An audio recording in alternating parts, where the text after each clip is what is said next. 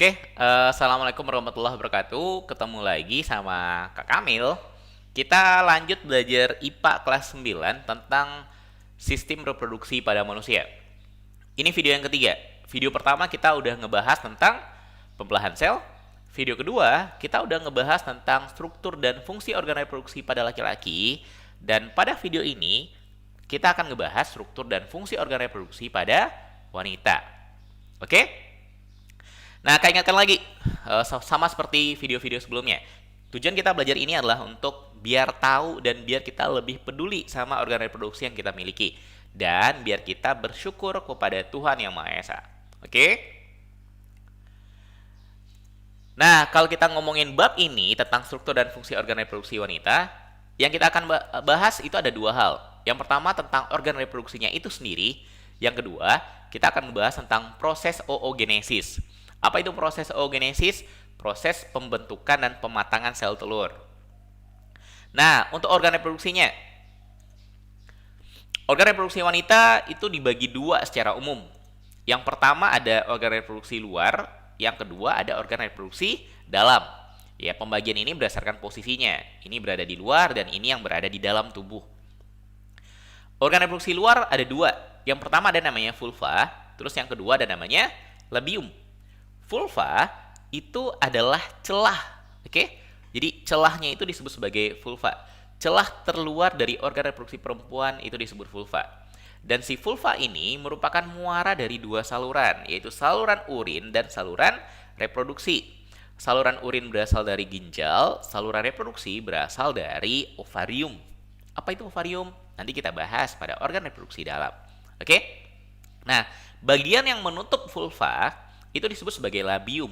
Jadi labium ini adalah bagian yang membatasi atau yang menutup vulvanya. Kita sebut sebagai labium. Kemudian untuk organ reproduksi dalam, ya ini bagiannya ada banyak, ada lebih banyak daripada organ reproduksi luar. Dan untuk memahami ini, kita bisa lihat dari gambar. Ini gambarnya. Ini gambar dari organ reproduksi dalam pada wanita. Fungsi utama dari organ reproduksi ini ada dua. Organ reproduksi dalam pada wanita ini ada dua fungsi utamanya. Yang pertama untuk menghasilkan ovum dan mengalirkannya, oke, menghasilkan dan menyalurkan ovum.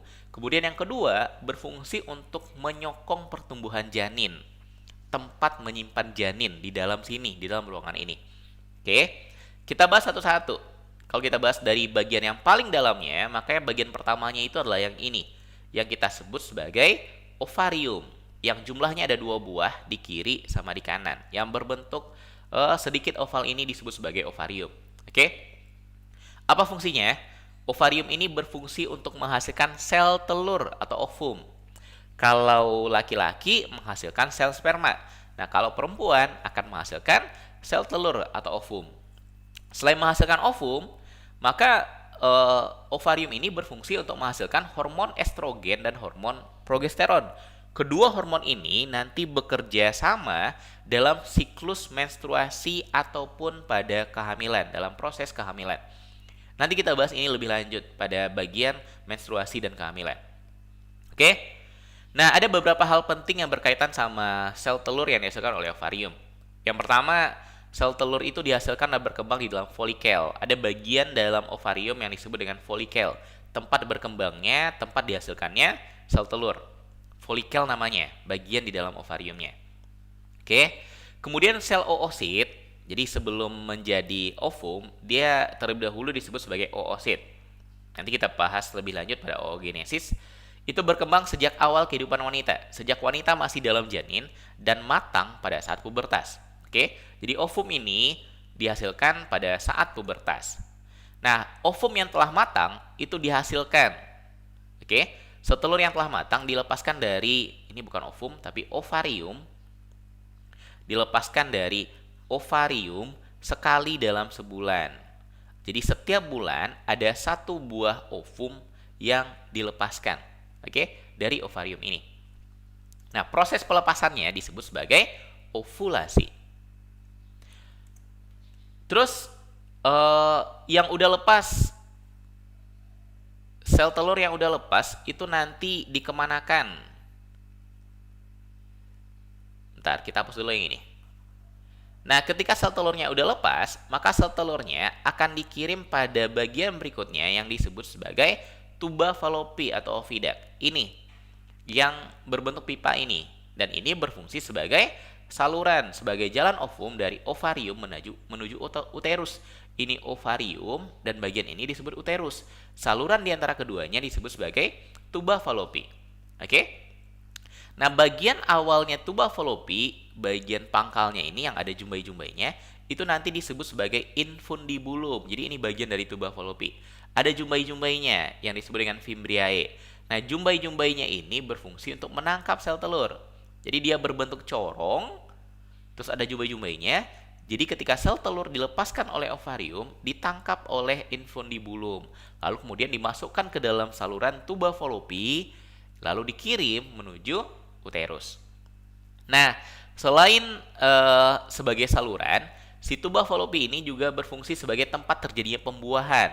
Jadi sel telur sama sel sperma bertemu di bagian tuba falopinya ini. Oke, jadi kalau kita gambarkan, ini sel telur misalkan nanti ada di sini. Nah, saat dia berada di tuba falopi, nanti datang sel sperma.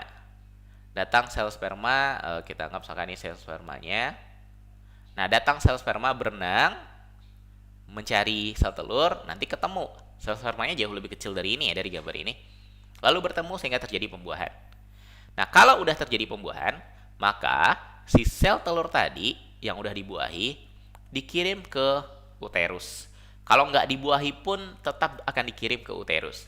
Kalau dia dibuahi, maka dia akan menempel di dindingnya uterus. Uterus ini yang kita sebut sebagai rahim. Menempel di dindingnya uterus dan berkembang menjadi gamet, lalu menjadi janin sehingga siap nanti untuk dilahirkan. Kalau seandainya enggak, maka ya dia tetap dikirim ke uterus lalu meluruh di uterusnya. Meluruh lalu keluar bersama dengan darah menstruasi. Uterus ini atau dinding atau rahim ini itu terdiri dari 3 lapisan. Yang pertama ada lapisan luar, yang paling luarnya ini disebut sebagai perimetrium. Terus ada lapisan tengahnya disebut sebagai miometrium, dan ada lapisan dalamnya disebut sebagai endometrium. Endometrium inilah tempat menempelnya plasentanya janin. Oke, plasenta atau bahasa sehari-harinya ari-ari. Atau ada beberapa daerah yang nyebutnya sebagai kakak si bayi. Ketika bayi lahir, maka dia lahir berbarengan sama segumpal daging yang nanti disebut sebagai plasenta. Antara daging sama bayinya nanti dihubungkan sama tali pusar. Oke, pada pusat kita dihubungannya, dan itu berfungsi sebagai penyokong kehidupan janin ketika berada di dalam rahim ini, menjadi sumber utama oksigen sama makanan. Dia menempel di rahimnya ibu, mengambil darah dari ibu untuk si janin. Oke, itu fungsinya plasenta. Nanti kita bahas dalam proses kehamilan lebih lanjut. Nah, ini uterus. Ketika bayinya mau lahir, oke, maka nanti dia akan melewati bagian yang sempit ini yang disebut sebagai cervix. Begitu juga dengan darah menstruasinya. Dinding rahim yang meluruh menjadi darah berbarengan sama sel telur tadi yang meluruh juga, itu akan keluar menuju cervix. Keluar melalui cervix menuju bagian luar ini yang disebut sebagai vagina. Jadi cervix berfungsi mengalirkan darah ke vagina saat menstruasi dari rahim ke vagina. Kemudian mengarahkan sperma ke rahim. Jadi sperma nanti masuk dari bagian luar, lalu kemudian oleh serviks diarahkan masuk ke dalam rahim, lalu menuju tuba falopi untuk menemui sel telur. Terus termasuk juga mendukung kepala janin saat dilahirkan. Jadi ketika janinnya mau dilahirkan, yang lahir itu kepalanya duluan. Oke, bayi normal lahir itu kepalanya yang duluan. Jadi kepalanya yang berada di bawah ini, dan serviks ini berfungsi menyokong kepala janin ketika mau keluar. Oke. Nah, keluarnya lewat mana? Keluarnya lewat ini, saluran ini yang disebut sebagai vagina. Saluran darah saat menstruasi dan tempat jalan lahirnya bayi. Oke? Nah, pada wanita ada bagian khusus pada vagina ini. Vaginanya biasanya dibatasi oleh selaput yang disebut dengan selaput darah. Ada bagian yang namanya selaput darah. Selaput darah ini sifatnya mudah sobek. Secara umum dia mudah sobek meskipun ada beberapa yang sulit untuk sobeknya. Nah, apa fungsinya? Ini perlu kita bahas. Ada pesan moralnya nanti di sini. Selaput darah itu secara biologi, secara kesehatan, nggak ada fungsi khususnya. biasanya bagian-bagian tubuh kita, setiap bagian punya fungsi khusus. Nah, selaput darah ini fungsi khususnya itu nggak ada. Terus kenapa dia diciptakan? Nah, hikmahnya kenapa Tuhan Yang Maha Kuasa, Tuhan Yang Maha Esa menciptakan selaput darah bagi wanita? Ya, terutama untuk melindungi wanita, menjaga agar wanita menjaga organ reproduksinya ini, agar menjaganya dari kecelakaan, dari terutama berkaitan dengan hubungan seks bebas, oke? Agar tidak melakukan hubungan seks di luar nikah. Kenapa harus dijaga? Kenapa nggak boleh? Yang pertama ya karena alasannya yang jelas, yang pertama, semua agama melarang melakukan itu, oke? Jadi selaput darah ini biasanya robeknya gara-gara dua hal. Yang pertama ketika ada kecelakaan, oke, atau ketika ada gangguan, dan ketika melakukan hubungan seks, oke, biasanya dia akan robek. Nah, biar nggak robek ya udah jaga, jangan sampai dia robek. Jaganya ya dengan jangan sampai melakukan hubungan seks di luar nikah. Gara-gara pertama itu semua agama ngelarang, nggak ada agama yang menganjurkan itu. Hanya boleh ketika udah nikah. Terus yang kedua, kenapa harus jaga? Gara-gara ya wanita itu berharga.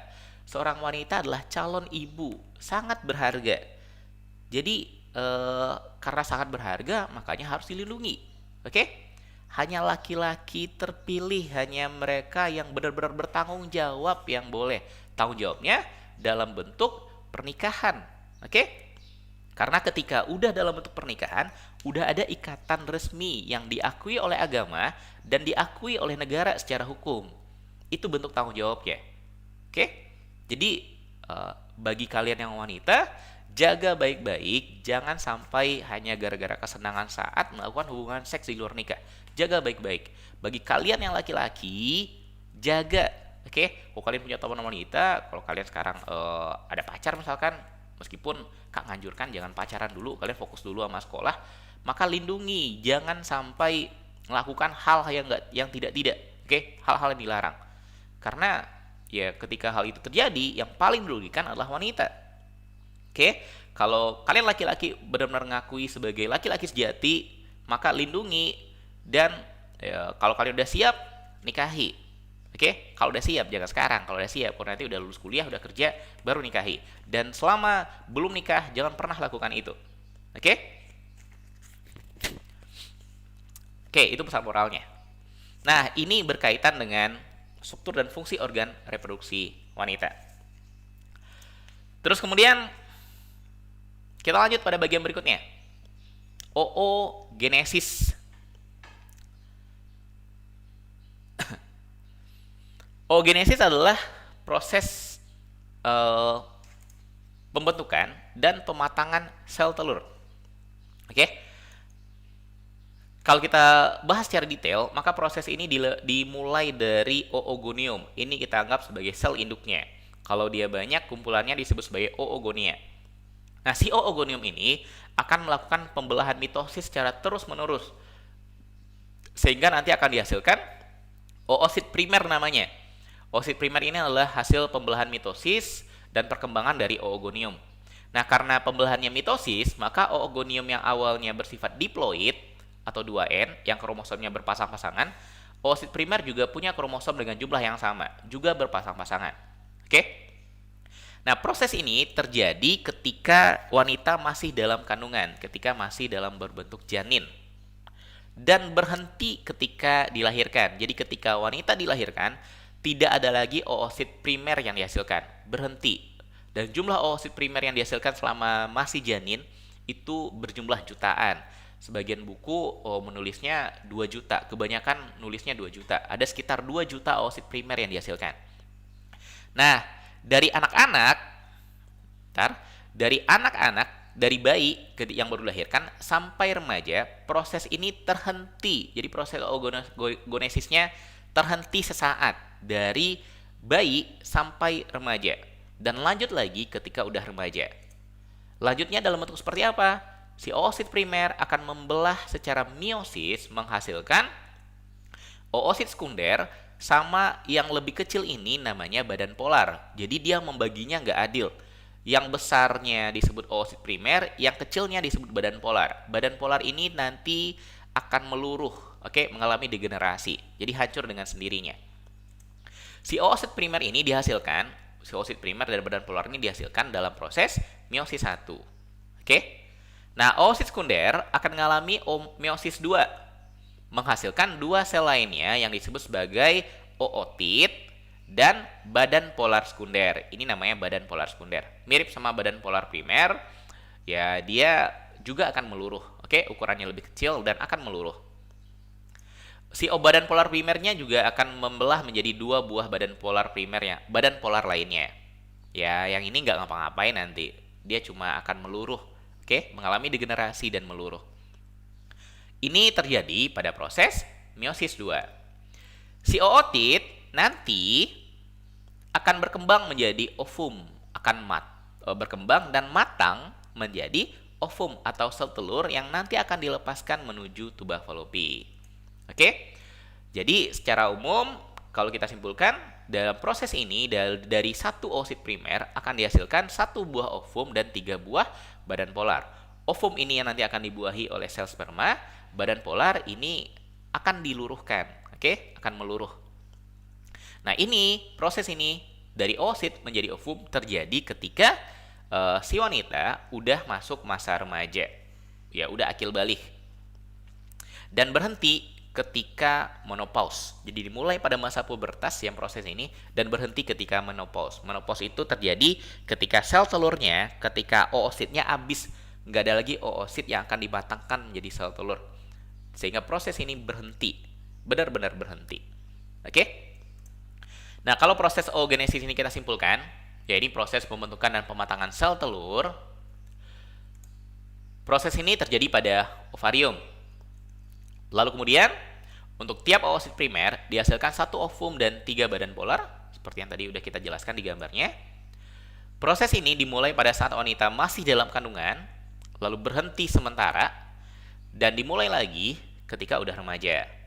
Kemudian saat ovumnya habis, saat oositnya habis, oke, oosit kan tadi ketika lahir jumlahnya 2 juta. Nah, yang jumlah 2 juta itu terus berkurang. Dan yang akan matang, benar-benar matang menjadi sel telur itu jumlahnya hanya 400. Jadi hanya akan ada 400 ovum yang dihasilkan. Oke, ketika ovum itu habis, maka wanita akan memasuki masa menopause. Nah, kapan dia istirahatnya? Ya, proses istirahatnya sebenarnya nggak cuma pada anak-anak sampai remaja, tapi proses ini juga akan ada masa istirahatnya ketika seorang ibu hamil. Jadi ketika seorang ibu hamil hingga dia melahirkan dan berhenti masa nifasnya. Masa nifas itu masa 3 bulan biasanya setelah melahirkan, setelah bayi lahir ada 3 bulan masa nifas. Dan dalam masa itu dari awal hamil sampai berakhir masa nifas, proses ini juga mengalami istirahat. Oke, sehingga ibu-ibu yang punya banyak anak, masa istirahat pengeluaran sel ovumnya itu lebih lama. Sehingga masa menopause ibu yang banyak anak itu lebih panjang. Oke, usia menopausnya biasanya lebih tua daripada ibu-ibu yang punya sedikit anak atau yang nggak punya anak sama sekali. Nah, bagi kalian yang punya ibu, oke, ketika ibu kalian memasuki masa menopause, maka coba beri perhatian lebih. Kalian jadi anak yang lebih patuh, lebih rajin, biar ibunya senang. Karena bagi sebagian ibu, masa menopause-nya, bagi sebagian ya, masa menopause ini adalah masa yang menyedihkan, masa yang membuat sedih. Oke, sehingga beri perhatian yang lebih kepada ibu kalian. Kalian sayang sama ibu kalian kan? Nah, berikan perhatian dan kasih sayang lebih besar ketika ibu mengalami masa menopause. Oke, ini saja yang perlu Kak sampaikan pada bagian ini. Pada video berikutnya kita akan ngebahas tentang siklus menstruasi, fertilisasi, dan kehamilan. Oke, kita cukupkan. Alhamdulillahirrahmanirrahim. Assalamualaikum warahmatullahi wabarakatuh. Mudah-mudahan videonya bermanfaat.